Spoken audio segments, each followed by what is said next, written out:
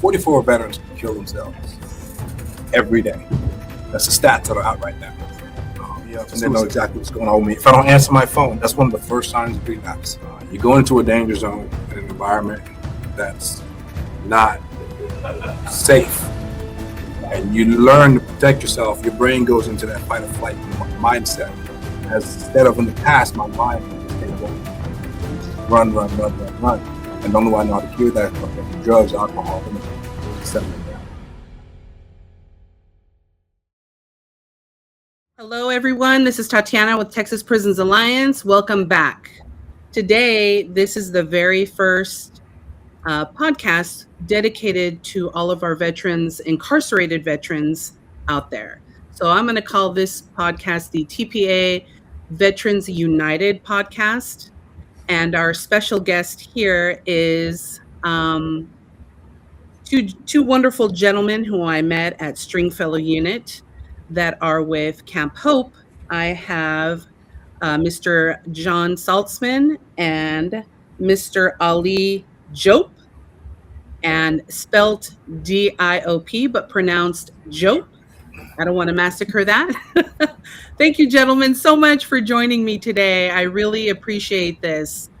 I wanted to ask you, gentlemen, if you guys could introduce yourselves. What is it? What are your roles with Camp Hope? Yeah, John Saltzman, go by Jake. I serve as the assistant manager for the Houston outreach team with the PTSD Foundation in Camp Hope. I also served in the United States Marine Corps with 2nd Battalion, 4th Marines, 0311 Infantry Riflemen, 8152 Fleet Anti-Terrorism Security Team, and 0918 Marine Combat Instructor Water Survival. Hello, everyone. My name is Ali. I served in the United States Marine Corps. I served from the years of 1998 all the way to 2010. My job in the Marines was 8541. I was a Marine Corps Scout Sniper. Got 4 combat deployments under my belt. I've had some running with the laws in the past as well too, until I figured it out, or somebody helped me figure it out.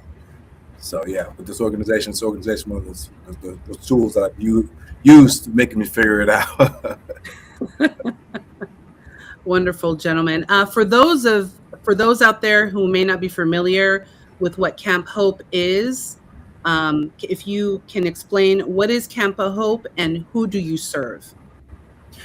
Absolutely. So we work for the PTSD Foundation. So the PTSD Foundation, we help veterans, first responders, and their families through the struggles of PTSD and everything that goes along with it.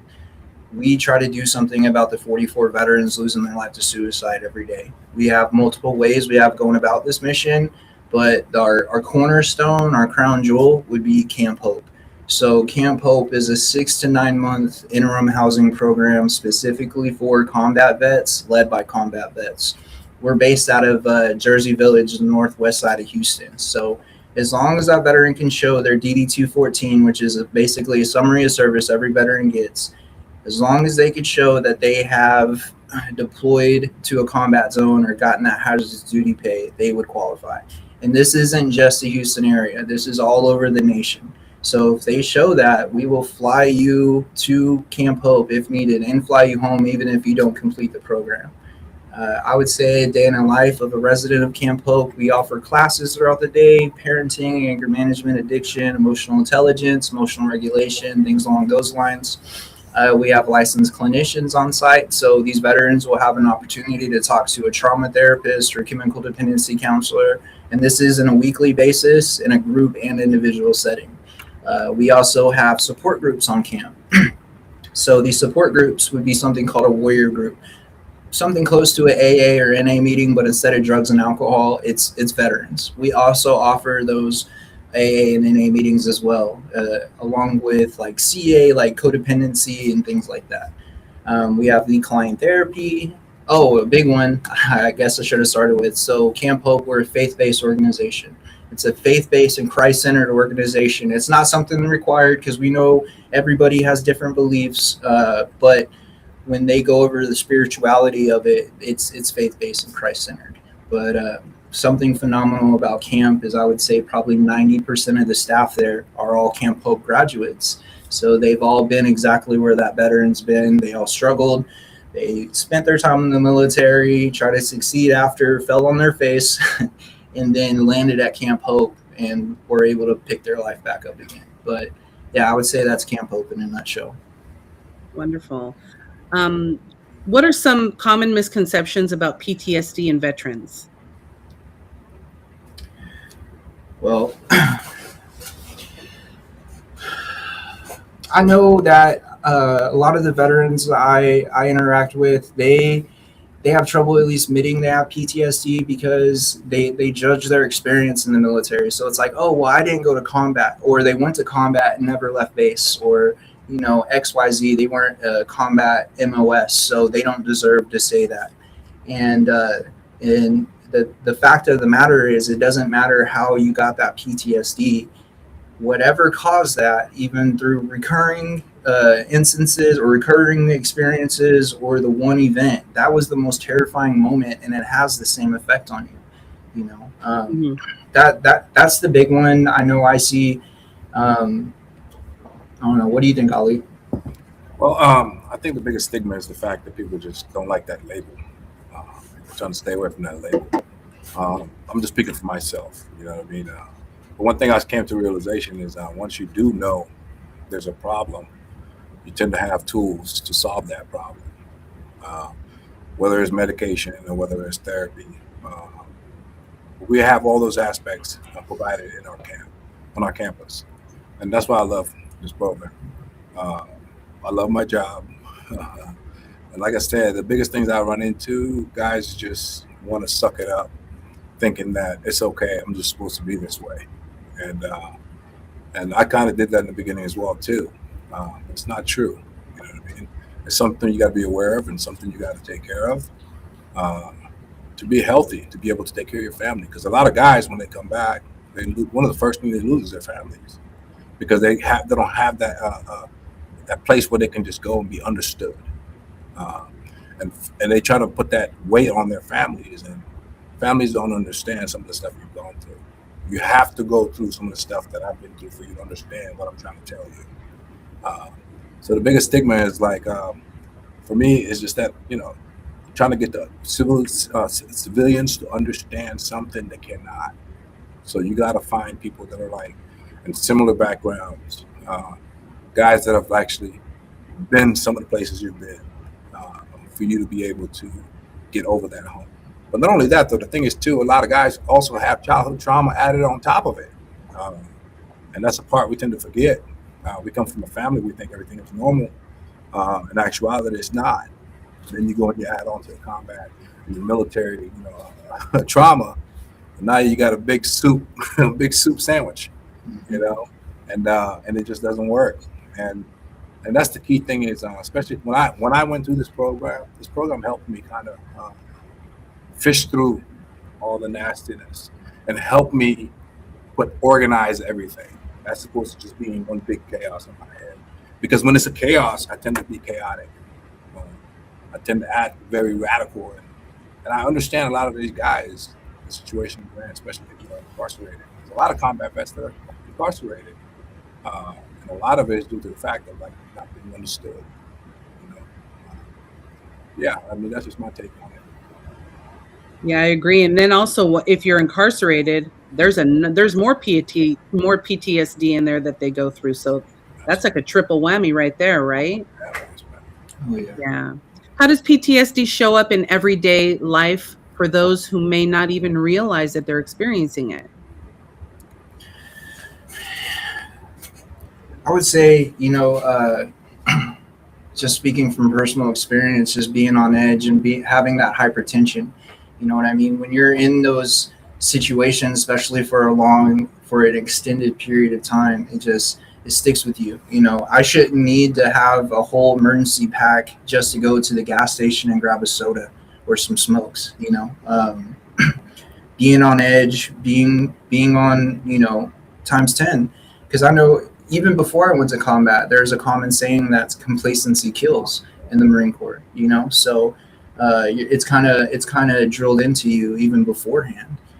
So, and you could only be.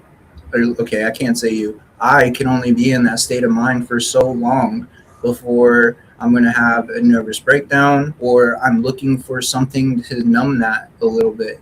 You know, personally, that was my solution after trying to deal with it and bury it for so long, because PTSD is for the weak, or this, and that. And I was just so sick of being on 10 and wanting to chase my old self, which I had no idea what that was anyway. I just didn't want to feel the way I felt. You know, that was turned into whiskey every day for 5 years. That turned into deeper, darker things. And it was just it was me just trying to chase the fact that I was just kind of calm down, trying to be calm. So, yeah, I would say personally that the big one would be that hypertension for sure. And for me, one of the easiest, simplest thing, because I'm very simple minded, I'm a Marine, you know what I mean? The best way it was explained to me, it was like a light switch. You go into a danger zone, an environment that's not safe, and you learn to protect yourself. Your brain goes into that fight or flight mindset. But once you're in that fight or flight mindset, it's not supposed to be for a long period of time. But when you deploy for 6 months, a year in a combat environment, that light switch tends to stay on instead of going back off. So a lot of guys, when they come back, especially for me, when I came back, I didn't know how to turn that light switch off. So I was always treating my home state, my home country, as if I was still in Iraq. My behaviors are always having my weapon with me, because in the country I had my weapon always on me, and that could be a bad thing, because somebody can react a certain type of way based off of what I'm used to in country, and I do the same thing here. That can cause me a lot of trouble, And plus, you add alcohol in the mix. Now I'm running on freaking diesel fuel, and I'm just this IED just waiting to explode, and most of the time I remember like drinking. When I drank because I didn't really like the way I felt, I wanted to get those feelings away, and the best way I do that, I keep my family away. I start isolating. I stay away from everybody, because nobody could understand me. You know what? I'm gonna be on this corner. You guys stay over there. And you get to the point where you start using alcohol I started using alcohol for so long. You get to the point my family's like getting worried, like, dude, like, I think you're an alcoholic. I'm like, in my head, I'm like, I'm just trying to survive. This is my coping.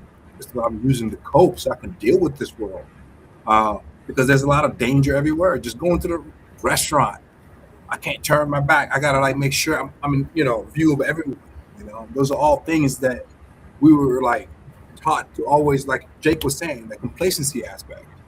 When you're going out of the wire on a daily basis, patrolling or staying out in a hide for 5 days, doing some reconnaissance, whatever the case may be, for 5 days straight, and you come back, the only thing I come home for is just to resupply, and I'm going right back out again. So coming out here, like I said, not knowing how to turn that light switch, it's the best way I can explain it. And the good thing about it, when I'm around my other brethrens, it helps me find ways, because I can listen to them and they can tell me their experiences, and that's the key. Like having other brothers that are just like you, to be able to share experiences. And not only that, you have guys that have been in different, stages in their lives where they actually conquered some of that, those demons. That can tell you the way that they've done it.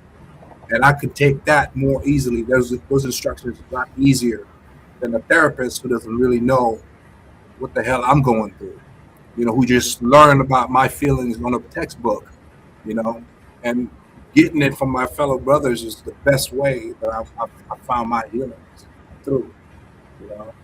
Brothers that are walking the right way, of course.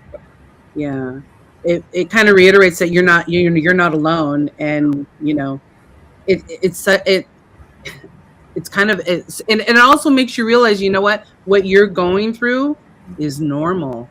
Unfortunately, you know what I'm saying. And in regards to that, I know that John, you had said earlier that many vets hesitate to seek help. Why do you think they hesitate to seek help? Well, I feel like it's a couple things. So one part of it is while getting out, the number one thing I heard, which wasn't just from my peers, it was from my leadership, is like, hey, if you tell the VA you're having some sort of mental health thing, they are going to lock you up and take your guns and this, that, this, and that. Just nothing but a bunch of rumors. All right. So being too afraid to say anything, especially about the mental health. And then the other aspect is PTSD. Like, there were no other thoughts in my head about it, but PTSD is for the weak. All right. PTSD is for the soft. You know, that's some, I have some other words. I'm just not going to use them, but you know, it's for the soft and not wanting to admit that. Like, personally, I joined the military, specifically the Marine Corps, to kind of show my family I was invincible. You know, I was going to do the hardest thing I possibly could. And then getting out of the military, being told, I got out with the honorable, but I got told not too long after, you have post-traumatic stress disorder, traumatic brain injury, and depression. And all that was nothing more to me than you're broken, you're damaged goods. These are professionals telling you this. You know, you're essentially the worst outcome possible, you know, my worst nightmare. And I feel like with the majority of veterans we run into, it's just, you know, not wanting to admit that, for not wanting to look weak. You know, I feel like one of my biggest mistakes with that is I wish I could have convinced myself that it was okay to hurt for what I went through, you know, because there you have other guys who are like, well, I volunteered for this, so I need to suck it up. You know, that was what we're unofficially taught. You just need to suck it up. And I never allowed myself to believe that it was okay to hurt with my experience and what I had went through. But yeah, that's what I think about when. I love that answer. I mean, it's true. I think the key factor is just weakness. People don't look at it as being weak, because in the military, if you're weak, you're not going to get a leadership position. I mean, such thing as a weak leader. You know, there's good one, there's bad one, but there's no weak leaders. You know, we don't talk about our emotions. You know, to be in the Marine Corps, we used to say, if you break a leg, guess what? Drink some Motrin and hydrate, and change your socks. That's what our corpsmen used to tell us. You know what I mean? Make sure you take some Motrin, hydrate, and change your socks, and that leg will heal. You know, especially in the infantry, a lot of guys get injured, but at the same time, though, you know, we had to do what Mission Essential. The main thing, our main priority was mission accomplishment. The mission has to get accomplished, no matter what. No matter how bad you're hurting, no matter what, you just got to get it done. And that's just the mindset we're always trained to be in. If you go to medical, you're considered weak. You know, if you fall out of a hike, you're going to get shunned. Those are all things that you don't want to be as a Marine or as a soldier, whatever the case may be. You know, you have to hold yourself a certain standard. No matter how bad it hurts, you just push through it. You know, and PTSD is the same way. And to be honest, I'm going to share a little story, actually. This is my experience. Because one of the key things is 44 veterans kill themselves every day. That's the stats that are out right now. For suicide. Well, I remember like feeling, when I used to get feelings when I had brothers that would just check out. I call it checking out. It was happening in the early, like I want to say like 2010 to 2020s, early 2020s. It was just rampant. It was just a way of just getting out of the way, you know, because life was getting too much. And a lot of guys don't want to talk about it. And I remember guys would check out, and I used to get so mad. I'm like, damn it, man! Like, why didn't they reach out to me? You know. And I remember going through that stage in my life. I started having those ideas, and I didn't reach out to anybody. And my thoughts were, people are going through life, probably struggling the same way I'm struggling. You know, why am I going to go bring my burden on somebody else's feet when the Marine Corps taught me to just suck it up and get it done and just walk through the fire? And that's the key. I think the biggest piece is just people think it's weak, and it's frowned upon, you know, and it's not. It's not at all. It's actually very commending, you know, to ask for help. That's one thing I realized. Now I ask for help for everything. Ask Jake when I need like a reporter. Like, Jake, how do I help this? Now that I find out it's okay to do it, oh man, Jake's got my back no matter what. What do you gentlemen think? What makes PTSD different from other mental challenges? I think the biggest challenge is it's an internal battle. It's not like you can just take a pill for it and it goes away. Uh, for me, it's just one of those things you got to get to the point where you got to stop tugging against your trauma, against the PTSD, all these traumas you have. You have to stop tugging. You got to get to a point where you accept your path, accept everything that's happened, made you the person that you are today. And that's the only way you can move forward, And once you make that realization that I got to accept my reality the way it is, have the right people in my corner, keep my circle the way I need it to be kept, have guys that are going to tell me exactly if I'm full of crap or whatever, they'll let me know straight up, hey, Ali, you're full of crap right now. You might want to look at it this way. And I think that's one of the key things is just implement the right tools in your life. Today, I think those are the key things. Hope I answered that question. I think so. What makes Camp Hope different from traditional treatment programs? So, I had mentioned earlier, this is, there could be a handful of things, but I feel like this is number one. I had mentioned earlier about the classes, the clinicians, all the groups, all this stuff. A huge amount of avenues to learn how to heal, because Camp Hope, that's what it does. It's going to give you 100,000 tools to succeed. It's up to you to really cherry pick what really works for you, learn it, practice it, implement it, be at a place where you can teach it to other people, and maybe you might have some purpose.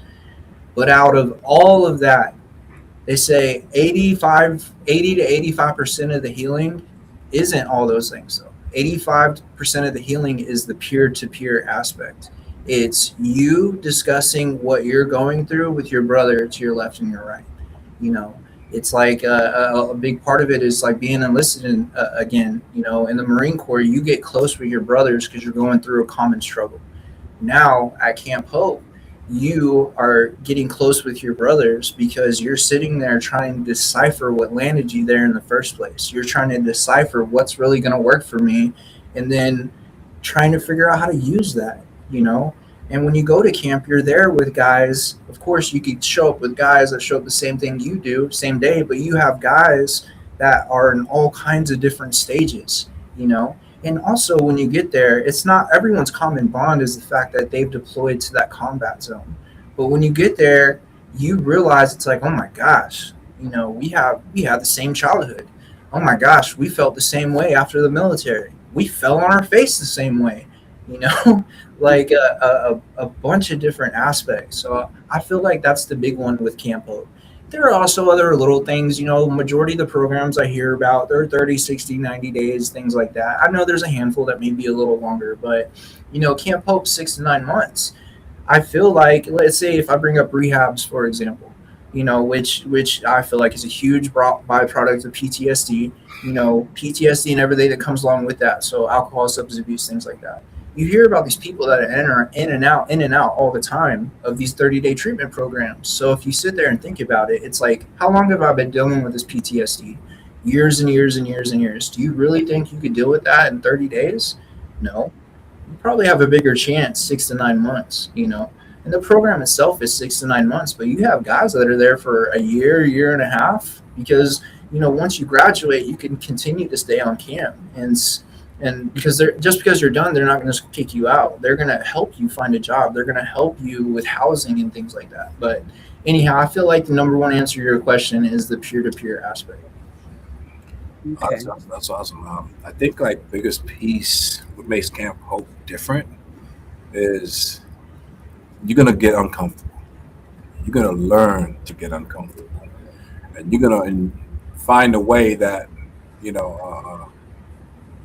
gonna find ways to realize like how your reactions have been affecting everybody else around you.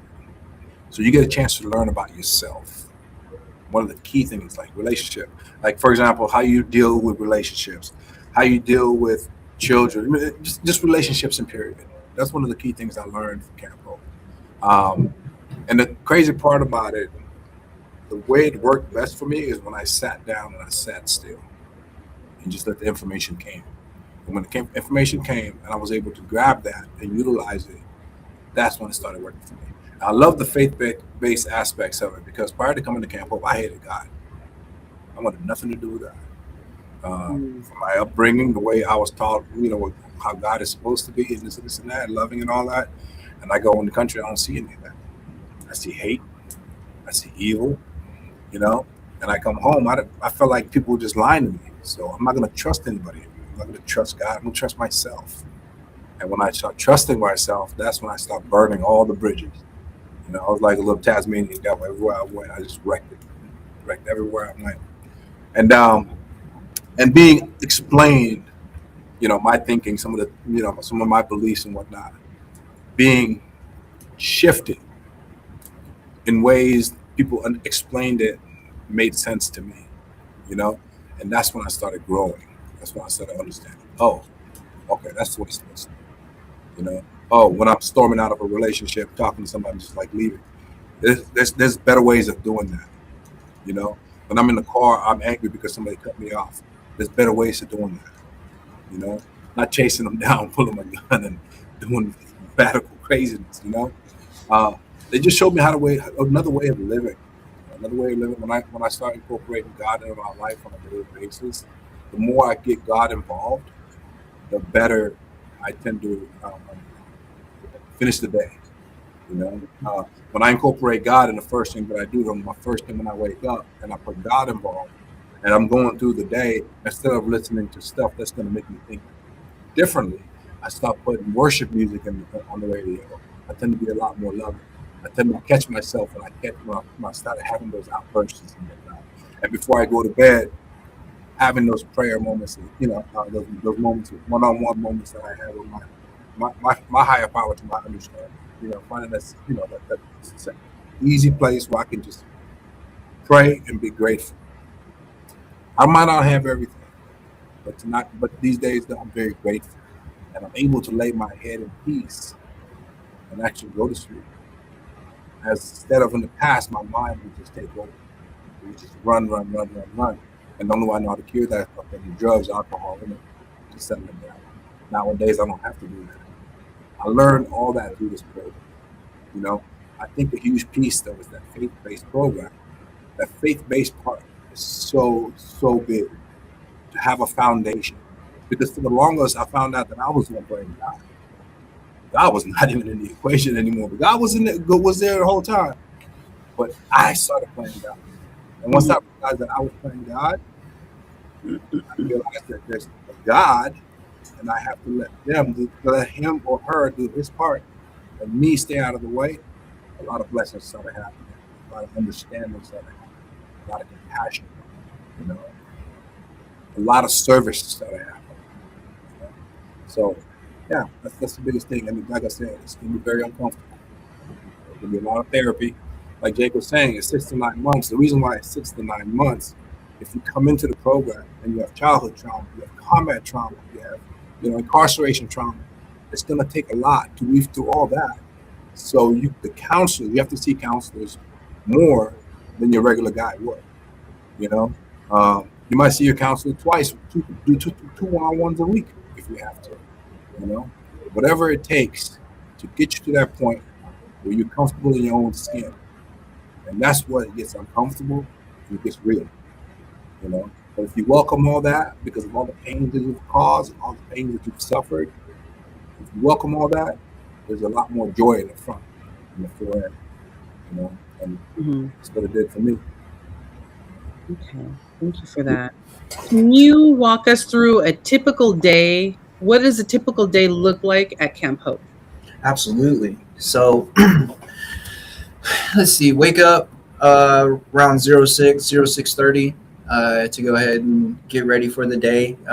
We have a chef and 2 cooks on camp, so breakfast every morning, usually ready around 6:30, 7, maybe a little earlier.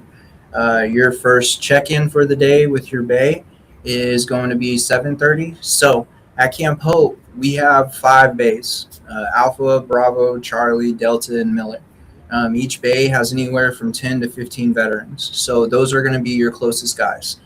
Um, you do a bay check-in. Everyone spends, about a couple minutes just going over what they have going on in their head, just so everybody's tracking, trying to teach how to communicate again. Right after that, you'll go to your daily devotional, which is essentially kind of, I don't want to call it a class, but it's your first full camp gathering for the day. That usually lasts around 30, 45 minutes. They'll essentially read a Bible verse for that day, and we'll kind of discuss what that means to us. Because you have guys that are really heavy in the Bible, guys who have never messed with it, guys who hadn't messed with that in a long time. So trying to build that spiritual aspect. We try to build veterans in mind, body, and spirit. Spirit meaning who you believe your higher power is. But like say, with Camp Hope, Christ. After that, there are about an hour break between Devo to the first class, hour break next class, lunch, maybe one more class or two, and then everyone's done for the day around 2:30, 3 o'clock. No more classes. This is where residents get to relax for the rest of the day, or do a off-campus afternoon group, which could be different AA or NA meetings if they want to go off campus. Of course, this is in a group setting, so they're always escorted by staff members. There are times throughout the week where between those classes, you'll have a warrior group thrown in there, or like say the equine therapy.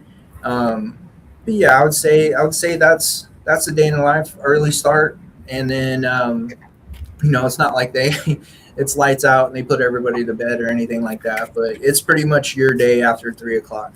They have a pretty stellar gym there. You're in that bubble, so it's really easy to take care of yourself when you're in that bubble. It's great because with Camp Hope, we're a nonprofit, so we're not funded by the VA or anything like that.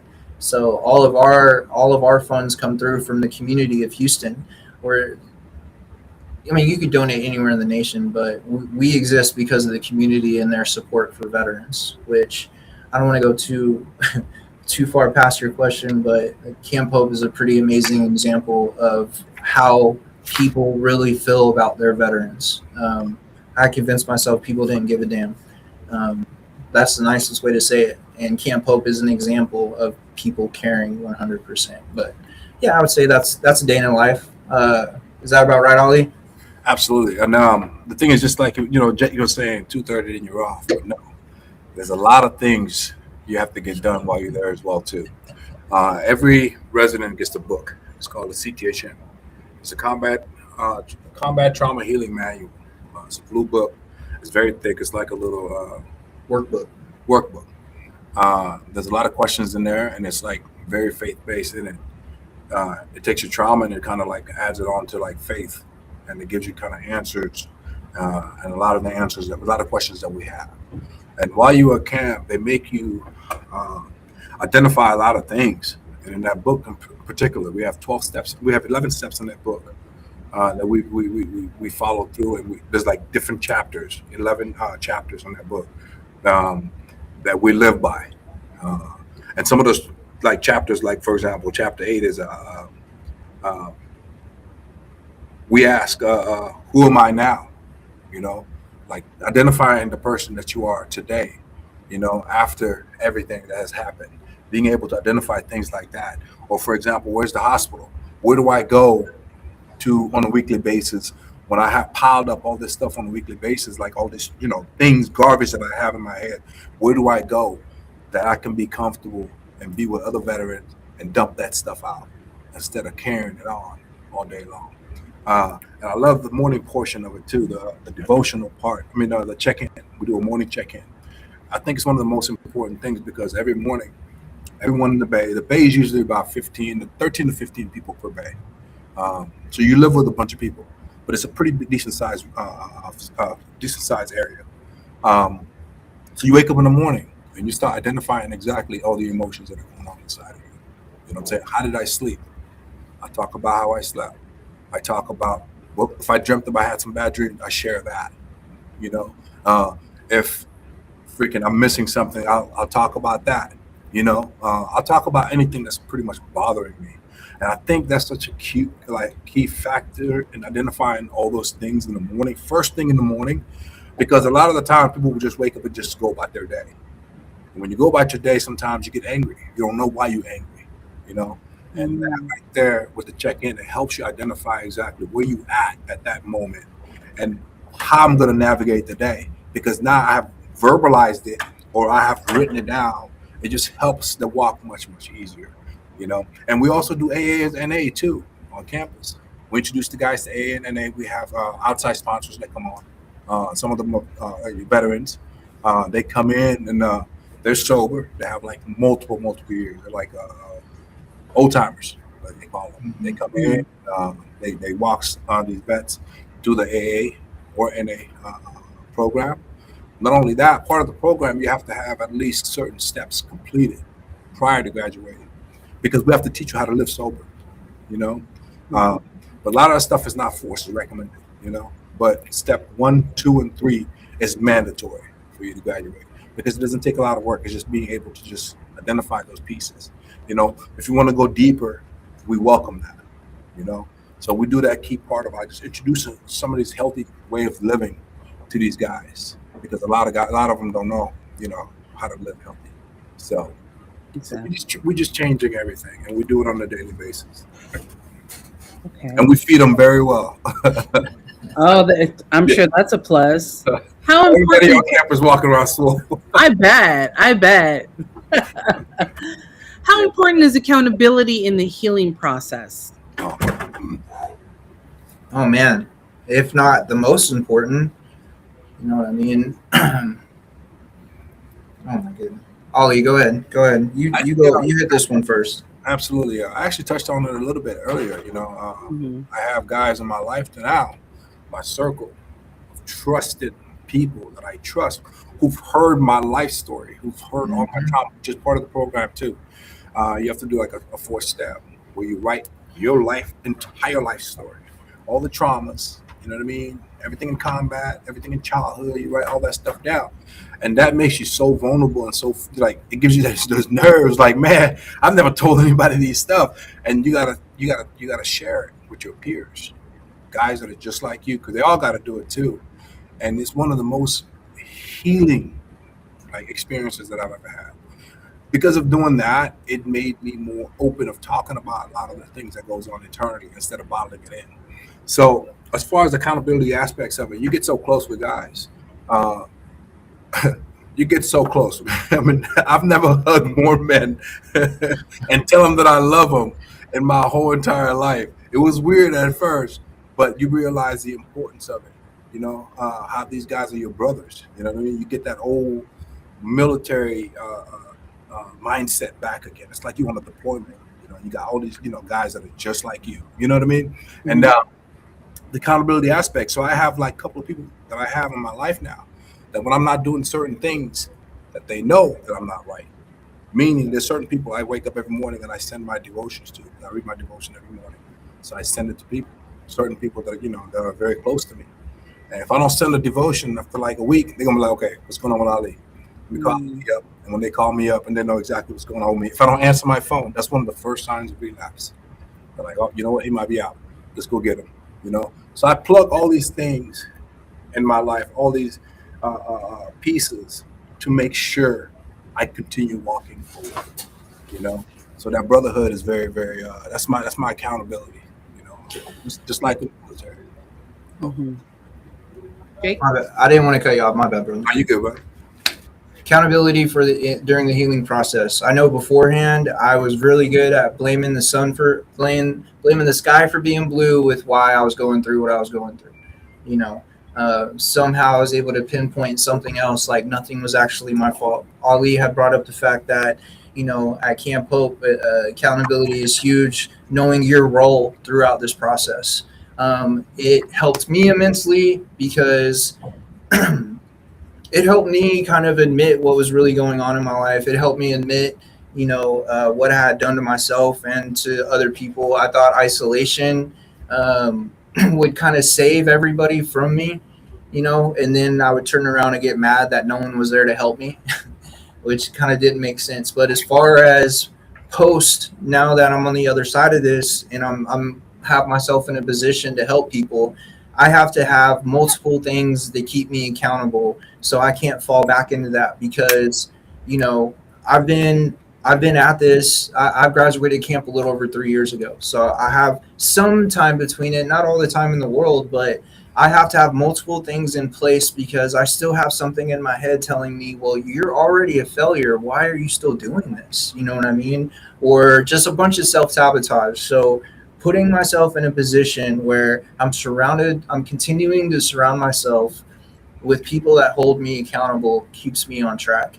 You know, being vocal, like with those check-ins, being vocal and actually having people that if I'm feeling a type of way, they'll already recognize it. But even with my team, we still have weekly team check-ins, so we know what's going on, to have that communication. So communication also helps me with accountability. You know what I mean? Like I have it for the substance abuse, for work, making sure I stay on top of being the best father I could be, the best husband I could be, all this. And the root to all that is to continue to keep myself accountable, continue to communicate to the people around me, no matter how uncomfortable it is, because my worst enemy is my pride. My pride tells me I don't need to ask for help. I got this. I could do my own thing, and this, and that. And all those thoughts led me to all this in the first place. And I know that, but I still have them. You know what I mean? I'm not just magically a different person. And I also can't beat myself up for having these thoughts too, because I had a lifetime of thinking this way. I'm a couple years in. I can't beat myself up because it's like, wow, it'd be nice to use right now, or wow, it'd be nice just to do my own thing right now, this and that. But that accountability and communication, that's huge. That's huge, not just for me, but for us. Yeah, that's a good one. That's a good question. I like that. No worries. What advice would you give the veterans who are feeling stuck or hopeless? There's always hope.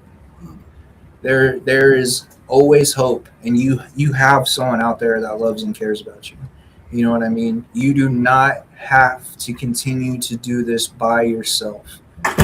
That doesn't make you, it doesn't make you more of a man, anything like that, to sit there and continue to stay in this. You have a whole team of people, even outside of this organization, that cares about you. You know, you are worth the fight. And even if you don't believe that, if you have us walk through this process, we're here for you. No matter what. There's no such thing as too far gone. That's just not there. Even if you don't feel like you're worth the fight, even if you don't feel like you're worth it right now, just pick up the phone or get on the website, and we'll do everything we can with you to get you back in a better place. I remember the reason why, when you say hopeless, I always think of suicide. And somebody had to explain it to me way that I understood it as a military person. Giving up, it's like in the military we used to do road marches, long hikes, and in the back of the hike we always had a Humvee. The Humvee was for all the people that get hurt in the hike, and they put them in their Humvee, or they would just want to quit. And that's kind of frowned upon as well too. It's not a weakness, life is like a road march, like a 100-mile road march. We got to do with our pack, heavy pack, like 70, 100-pound pack on your back, and you got to do this road march. What end up happening in that, while you're doing that journey, while you're walking the road, as you get further into life, people are going to fall off. They're going to want to give up. They don't want to be around anymore. It gets too much. And a lot of them, the main solution they always do is, let me get myself out of the equation. And in the hike, usually what happens is the guys fall out. They go in the freaking vehicle. As life goes on and you're hiking more and more and more, you get further and further into the hike. You get to like the 50-mile mark. That Humvee start getting filled. Like half of it is filled up with Marines or soldiers or whatever. And you look, and they are not in pain anymore. That's the key thing. Is you look back there, those guys are not in pain anymore. So for me, maybe I should just stop finishing this hike and go get on that Humvee just like everybody else. Let me go ahead and quit. Let me give up. You know. And the key thing is not to give up, because when you make that hike, that pride you get, you know, a sense of belonging, that brotherhood, and all that. And the guys that are in that Humvee, we don't shun them. But at the same time, we're not them. We look at them. Now you're being, labeled already. And I look at suicide as that, And I think it's so important to stay on that track, on that trail, and keep hiking no matter what, because we all have a purpose at the end of the day. God gave us all purposes, because I think I should have been dead a long time ago, based off the things I've done in my life. But yet I'm still here. There's got to be a reason why I'm still here. Mm-hmm. I think my purpose is still here, and I'm not going to stop until I find out my purpose. I remember somebody told me the measure of wealth is not, how much money you have. The measure of wealth is when you pass away, how many people are going to show up in your funeral and what they're going to say about you when you die. That's wealth. And that's why I look at these days. That's my main focus. I focus that, I keep my head on that track and just keep hiking. And I tell all my brothers that same story. I like that. For incarcerated veterans for those who are incarcerated, obviously preparing for reentry, what should they focus on mentally and emotionally? Upon getting out, what to focus on emotionally and mentally? Yeah. What should they focus on mentally and emotionally? Can I get that one? Preparing to get out. Yeah, I think honestly, for service members, one of the things we tend to forget is why we joined the military in the first place. I joined this military because I wanted to serve my country. I wanted to make my parents proud. And that sense of service is what kept me alive, And I think once I got out and finding out, that I got PTSD later on and whatnot, it caused me a lot of turmoil, But I think honestly, finding a way of giving back, giving service, I think is a key thing for a lot of us. If you keep yourself occupied and doing the next best thing for yourself and the man next to you, and just no matter where you're at, there's always ways to just give service. And when you do service, it gets you out of your own head.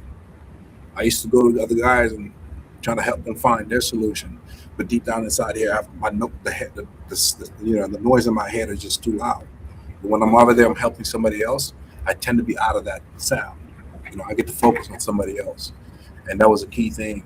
I think in a lot of my healing is understanding that once I started serving, I started having a bigger purpose. I started having a little bit more meaning in my life. I think service is a key thing. While you're in there, serve. Keep serving. It's not the end. Until the big man upstairs calls you, just keep service. That's the best way to keep your cup full. I think there's a handful of things, like Ali had brought up, purpose is so huge, being able to have that motivation that got you through the military. It's like if you sit there and you think about what belief got you through the military, all right, pinpointing that, and it's like asking yourself, can that same belief help me get through what I'm getting through right now? Because after incarceration, no matter how long you're in, you're in for a year, you're in for 10, 15, you have so much stuff on your plate when you get out. So understanding just attacking things one thing at a time, trying to have that positive perspective, not falling into that fairness fallacy, like, oh, this isn't fair, or this, and that. There's no such thing as that, in my opinion. It's getting out and attacking one thing at a time, also committing to yourself to grow, figure out what you need to become the best version of yourself. All right. Make a commitment to yourself to grow. All right. And pinpoint what really causes that. With me, it's adversity. I need adversity to really grow. You know what I mean? So, trying to stay focused on that focused on that belief that got you through the military, focusing on your perspective, focusing on that accountability, and then focusing on what are you going to need to do to find that sense of purpose again, and do it by any means necessary. Because I can only imagine what that's like. What that's like getting out of long-term incarceration. I've been lucky. The longest I experienced was a month, and that was enough for me. All right. But and last but not least, not feeling like you need to do all of it by yourself too. It's going to be an insanely overwhelming battle if you sit there and you try to do all this yourself. You know what I mean? Like knowing that it's okay to ask for help. I think that would be huge for that the mental and emotional aspect. So swallowing that pride, right? Pride's a big thing, right? Yes. Pride come before pride come before the fall, right? Golly. That's my arch enemy right there. My pride. It's I almost hear like you, and I'm not even in the military. I was never in the military. Trust me. it's almost like that. It's a somewhat necessary evil, because I feel like at one point in my life my pride got me through so much, but then that pride became such a big voice. Like that was the only thing I would listen to all the time. And if I try to pinpoint all that stuff that landed me where I ended up landing, which was essentially on my face, it was all my pride. It was all my pride. You're weak, or you're a failure, or you didn't do this perfect, so you can't do this, you're XYZ. And it was all negative stuff that just beat me down and beat me down and beat me down. And it's that pride, man. I hear you. Question: how can or do you gentlemen think healing can begin without immediate access to programs like Camp Hope? I feel like taking a deep dive of why we ended up where we ended up. I'm not saying the one action, but the mindset that landed you there in the first place. Like I feel like that falls back into that accountability. And another term they say is you have to stay close to that insanity. So what insanity led you to where you're sitting right now? You know what I mean? Good or bad. I feel like, being able to deep dive into that and not, blaming everyone else for it, or really looking at your role in the situation, and trying to dissect and trying to figure that out, and then talking about it too. A lot of people say, you need a process. I don't know what that was, but what I've learned now is processing it is talking about it. It's simple to understand, another ball game to do. But once you're able to kind of decipher what's going on, trying to share that with someone close to you. I know everybody's in different situations, but finding time to actually speak that and figure out what's going on. That's something big for me. I hope that makes sense. I agree. Go ahead, Ali. I agree with you totally. I think the key thing is just know your role, realize your role in your actions.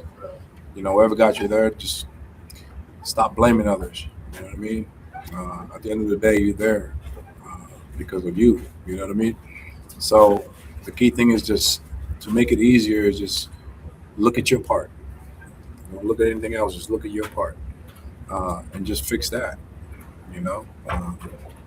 Why am I here? You know what I mean? Just work on that. Just work on yourself. And believe in God. Lean on God. Have that kind of relationship with God. Because when you lean on Him and you trust Him, all the way, He'll get you. He'll have your back. Just lean on Him and communicate with Him. Keep talking to God, and just be real with yourself. How can a veteran get connected to Camp Hope? There's a handful of ways to do it. I know with different units, it's different ways.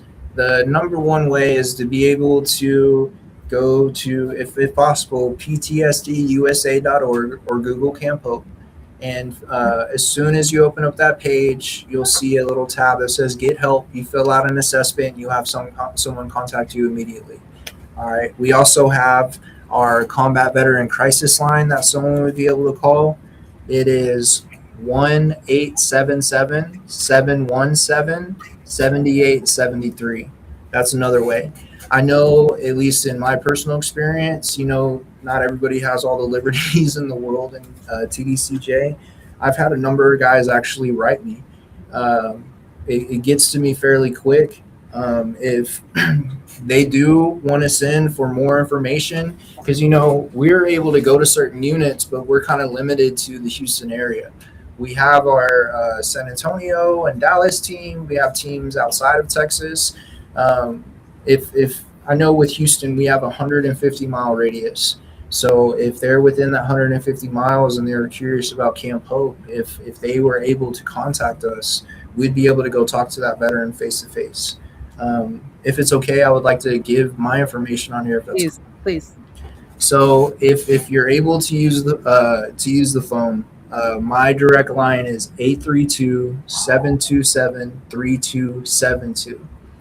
My email is john.saltzman, SALTZMANN @ptsdusa.org. If for some reason those aren't an option, you send it. If you mail a letter, you could just mail it to John Saltzman. The address is 9724 Darrington Road, DERRINGTON Road, Houston, Texas 77064. But those are, I guess, those would be all the routes to be able to get in contact with us. Now I have a copy of your business card. Do you mind at the very end of this podcast, I post it there for them? Absolutely. Slow-mo? Absolutely. I'd be happy to. Perfect. I'll go ahead and do that.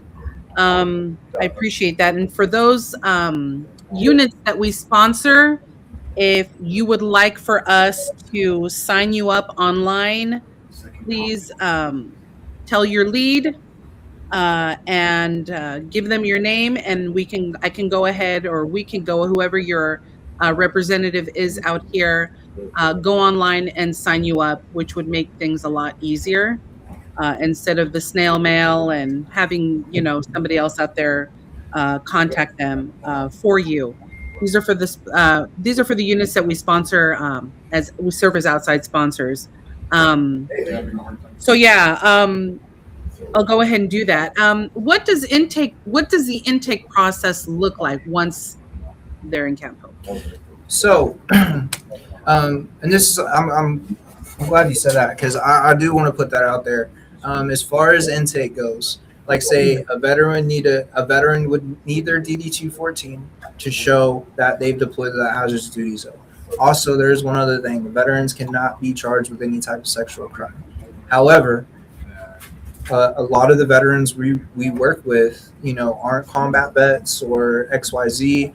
If you're not eligible for Camp Hope, we'll be able to point you in the right direction, so you'll be able to get help with programs, because we help with resources, services. This is benefits, housing, discharge upgrade, the whole 9 yards. If we don't have the answer, we can point you in the right direction. But as far as the intake goes, so with most of the time, how it works is when that veteran is able to send in an assessment, this goes to our national team. Our national team will determine where this veteran is at, and what team is closest to them. Once if they're close to the Houston area, one of my teammates will call. I do know with other veterans I worked with in TDCJ, I'll usually get in contact with the unit and talk to a mental health or a therapist or a caseworker or something along those lines. We'll get that veteran a resident application. We'll also have to do one of two things: a face-to-face or a phone call with this veteran to make sure Camp Hope is a good fit, to make sure they're tracking with everything so that they're not getting hit with anything out of left field while they're there. Once this veteran fills out this application and they're good to go for camp, we submit this application. It usually takes a day or two to get that veteran approved. Once they're approved, we get word back to the unit. Depending on what situation the veteran is, either he's about to be released or he has to be paroled to us. Once that veteran's approved, we type up an acceptance letter to go to the local officer or whoever we need to send it to, and wait for approval on the court side, the justice side. Once they're approved and the courts say they're good to go, we can literally go pick you up at whatever unit you're at if you're in my team's AO, and we could bring you to camp. It's the same with any other of either the Dallas and Antonio team. They will pick you up, transfer you to us, and we'll bring you to Camp Hope. I would say out of the veterans at Camp Hope, we have 85 veterans total. I would say a quarter to a third of them are court-ordered. We have a legal team there, but they're not lawyers. They're more legal liaisons. So they make sure you're doing your monthly checkup, like your monthly call or XYZ. But yeah, I'd say that's pretty much the intake process. Okay, thank you for that. I think this is one question where I think is very important, and I know not everybody has that family support. Are there any resources available for families? Absolutely. So something that's great is at Camp Hope, we have a family coordinator. So this is essentially a direct line to the camp. So when a veteran is at Camp Hope, there's 3 phases they go through: black phase, red phase, yellow phase. You have to go through all of black phase and all of yellow phase, which is about 4 months before you get your cell phone back. So you won't have a phone the first 4 months you're there. But if there's any type of family emergency, anything like that, your family will have a direct line to the family coordinators. There's also a weekly family support group, like a family warrior group. So while the veteran is at Camp Hope, the family kind of has a space where they can heal. You know what I mean? Because we really don't realize, some of us don't realize the damage we do to our families, even if we're isolating and have them cut off. You know, it's still doing immense damage to them. So they have a chance to kind of heal too. And they have access, like say our family coordinators have access to a number of resources. So if something happens there and rent's not getting paid or things like that, we'll be able to set that family up with an organization that does donations, like, you know, Wounded Warrior or Semper Fi Fund and things like that, to make sure that the veteran and the family is taken care of. Mm-hmm. Okay, wonderful. To either one of you, what is the one message, or both of you, what is the one message that you want every veteran to take away? Go ahead, Ali. You deserve peace. You deserve happiness. You know, you don't always have to suffer. You don't suffer. You don't have to suffer alone. You got to lean onto your brother. Just like back in, you know, when we're in the military, you never went anywhere without a battle buddy. You know, especially in country. You know, you always have to have your battle buddy no matter where you go. So let's be a battle buddy. You know, let's get that process started for you, or help you find a battle buddy. You know, you are worth it. You are worth every bit of effort, no matter what that looks like, no matter what has happened, no matter what. You are worth every minute. You call us, we're gonna figure something out for you. Amen. All right. We have been those veterans sitting there with nothing, sitting there, and the world feels like it's over, done for, the whole 9 yards. All right. And it was brothers in the same position me and Ali were in right now that pulled us out of that darkness. All right. There's always hope. All right. As long as you know that you're worth it, there's always hope. And we'll be with you every step of the way, Camp Hope or not. All right. Our job isn't to sell Camp Hope. Our job is to sell hope. All right. It's our job to show you that the grass is greener on the other side. And if Ali and I can do it, you can do it. I love that. What would you say to someone who's struggling right now? Reach out. Pick up the phone. Pick up the phone, get on the website, reach out. You know, even if it's not to us, start talking. Start processing this. Absolutely. And the beautiful thing about our crisis line as well is manned by other combat veterans. You know, so they'll meet you exactly where you're at. You know, just pick up that phone. Yeah. And another thing too, Camp Hope is specifically combat veterans, but you don't have to be a combat vet to use our services. It's just Camp Hope. You know, We do warrior groups outside of Camp Hope. We have, like Ali was saying, the veteran crisis line. We have a huge number of resources and services. All right. It's just the Camp Hope that is the combat veteran specific. But if you are a veteran or first responder that's struggling, we are here for you. We are here for you. You know, I mean, it'd be great if more first responder, but 99.9% of the time it's veterans. But you know, we have so much for you. We have so much for you. You just got to call or get on that website, ptsdusa.org. Thank you, gentlemen. Thank you, gentlemen, for joining me today. In closing, I just wanted to tell everybody out there, all the veterans that are watching this throughout the whole United States, not only in the state of Texas. Here at Texas Prisons Alliance, we believe it is possible no matter where you are, that healing is possible. Your past does not define your future, and you are definitely not alone. If any questions, I will also put our P.O. box at the bottom if you would like to write snail mail, as well as Camp Hope's information. Thank you so much for joining us, gentlemen.